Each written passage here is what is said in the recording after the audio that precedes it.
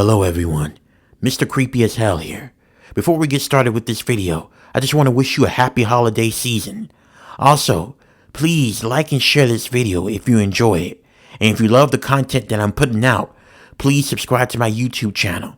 Make sure you cut on all notification bells so you will be notified whenever I release a new video. Because if you don't subscribe to my YouTube channel, Grumpus is gonna come for you. My name is Axel, and this happened to me back on December of 2019. I was 24 at the time, and it was the week of Christmas. I took the entire 2 weeks off from work. My father owned a cabin in Alaska, and was in a certain town.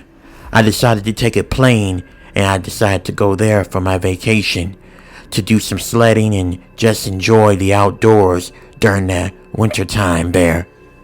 Once I got inside my dad's cabin, I got everything set up, started the fire, and made myself some hot chocolate.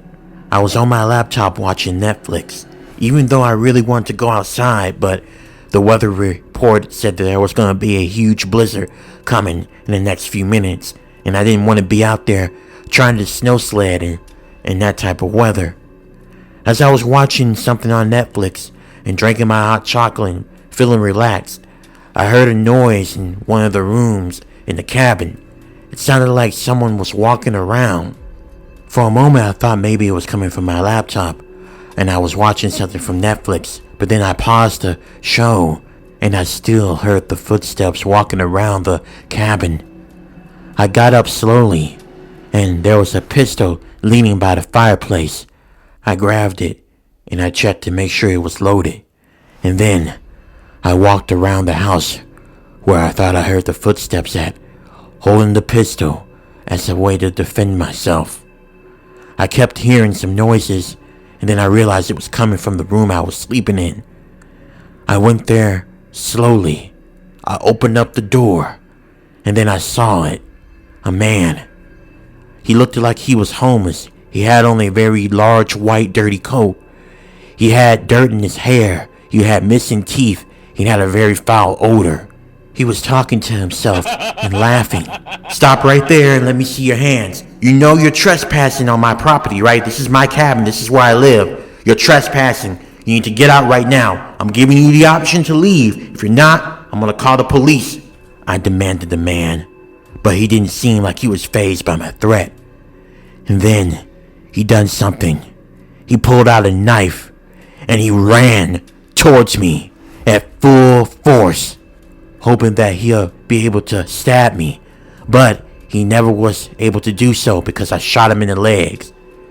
And then I grabbed out my phone and I called 911. Somehow, even though I shot the man in his legs, he got up and started limping out the door. I didn't chase after him. I let him go. I figured that he wasn't going to be able to run that far with that injury, and also by it being very cold outside.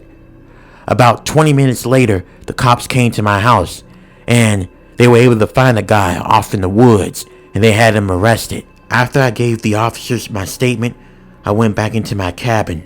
A few moments later, that's when it really dawned on me.